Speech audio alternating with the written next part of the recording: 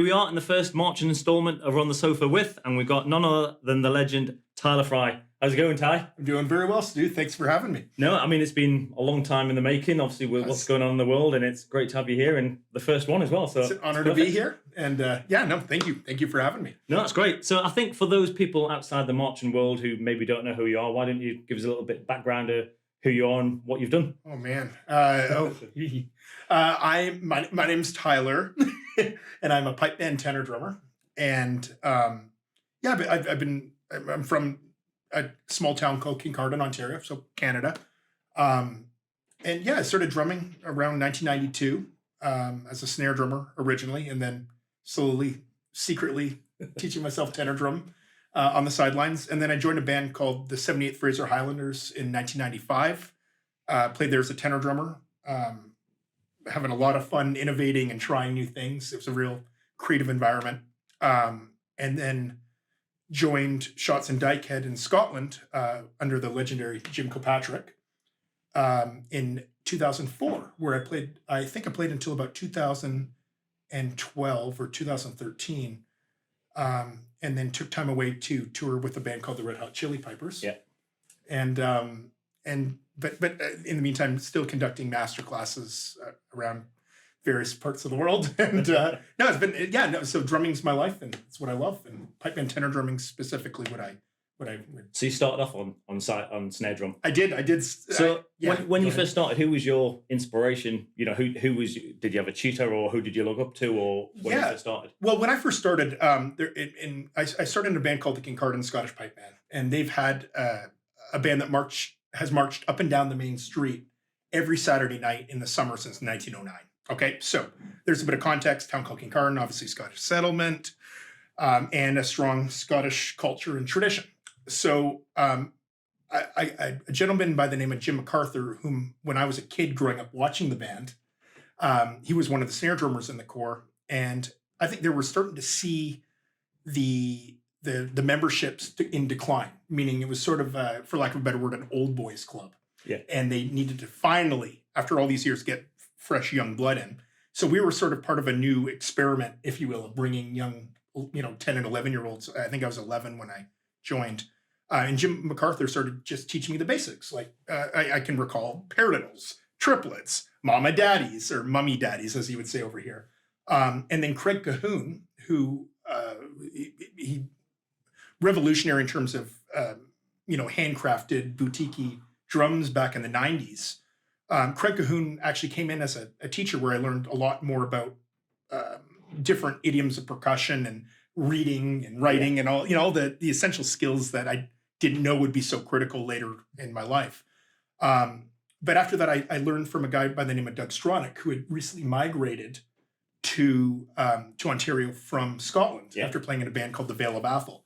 So I was very fortunate to have learned snare drum from him as well. Same thing, brought my reading, my writing technique, everything to the next level as a drummer. But deep down beneath it all, I really just wanted to be a tenor drummer. But there was certainly a culture in North America at the time, and I think there were hints of it here and abroad, in Australia, New Zealand as well, where I don't know if it's very diplomatic of me to say, but the tenor drum didn't certainly have the same value in terms of contribution to the drum corps or to a pipe band's ensemble that it may have today. So I kept trying to be a tenor drummer, and I started taking part in some solo tenor and bass drumming events in Canada while I was snare drumming in these respective corps. And eventually the 78th saw me in one of those events, and Craig Cahoon was the bass drummer by that point in the 78th, one of my snare drum teacher, ironically. And he invited me in 1995, and that's where I officially got to be a tenor drummer and at the top level. And never looked back since? No, it's been the greatest thing that ever, I think, for anyone watching. Music and drumming has been the best thing that ever happened to me. Growing up in such a small, isolated town in Canada, and now here I am in just outside of Manchester, living. I used to just dream about what England or the UK was, and spent way more time here than I certainly ever planned. That's for sure. So obviously you've gone from snare drum to tenor drum. What do you like the most about the pipe band world? What's the best part of the job? Number one, the people. Okay, people. Like the friendship with you now, Stu. The friendship now with Jim. The game is a wonderful thing in terms of bringing an entire global community together. Yeah. Particularly, like let's use you've been up there the week of the World Pipe Band Championships in Glasgow, where you have everyone sharing the same passion in one place, one concentrated city. But you've established friendships in South Africa, Malaysia, Australia, New Zealand, all over the UK, Canada, US. I can keep going, all in one place. So the friendships and the people. Number one. Number two, the music. I grew up, being mesmerized by the bagpipe and certainly the flair of the tenor drummers twirling their sticks around and hitting a drum.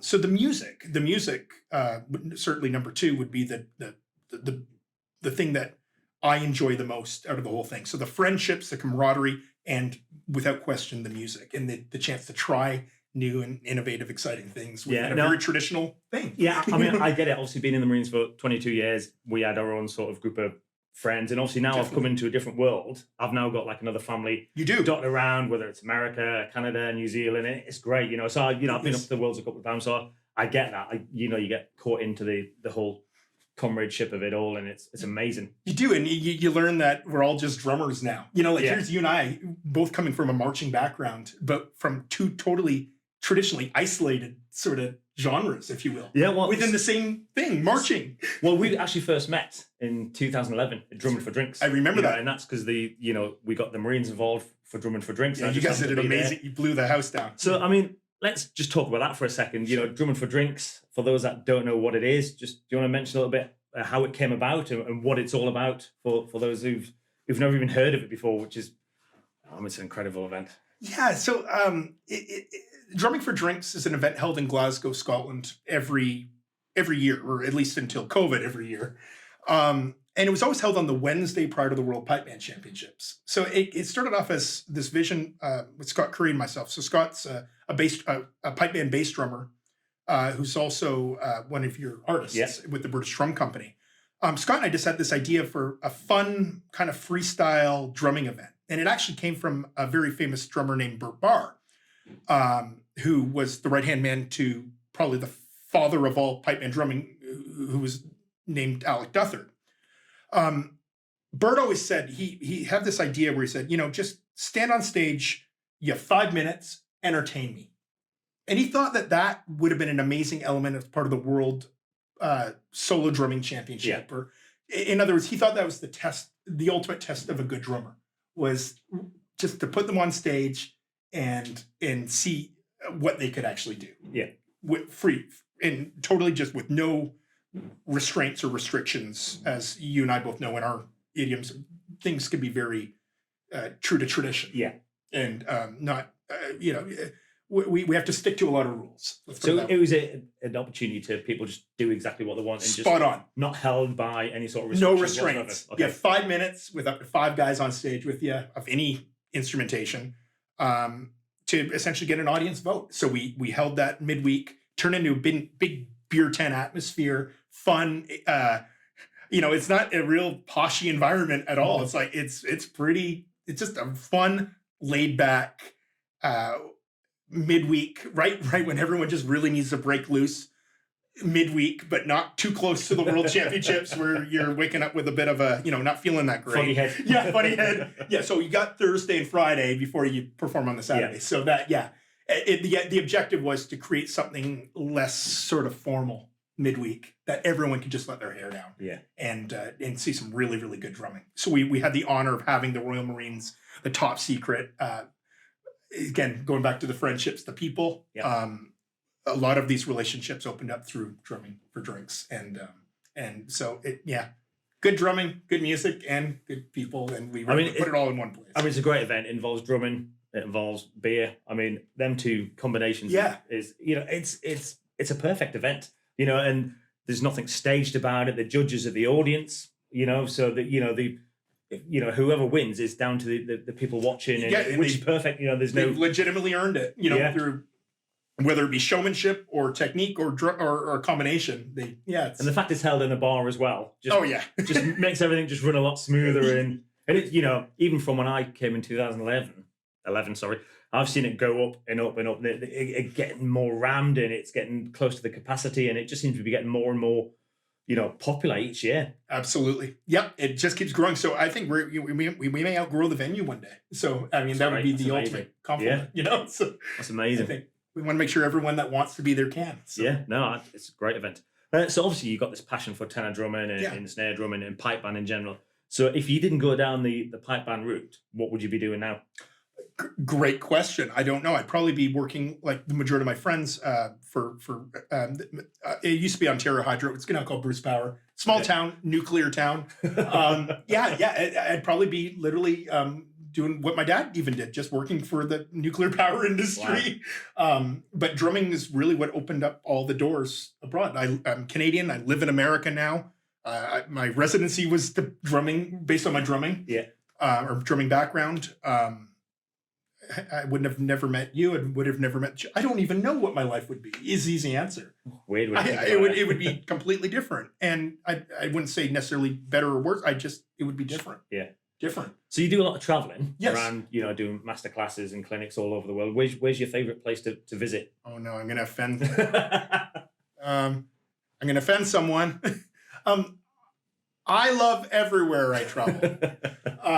The honest answer is, I think the most exciting thing for me, again, just think back to growing up in a small place, town of 6,000, where really, I mean, traditionally we never really got out too much. And my parents, by the way, not my parents, I'm sorry, my grandparents made the big move of coming over from England in 1955. That would have been a big move. Now, for me, my first big excitement was coming to the UK because that was a dream for me. I don't mean that in any artificial way. I mean, it just seemed like an eternity away. So I love the UK, and I some of the best memories I have in drumming are in on this island or this landmass, England, Scotland, or even in particularly Northern Ireland. I can remember some really, really great times. But I mean, I live in Texas now. It's a little bit warmer. I can keep the suntan topped up a little bit. I love Australia. Absolutely.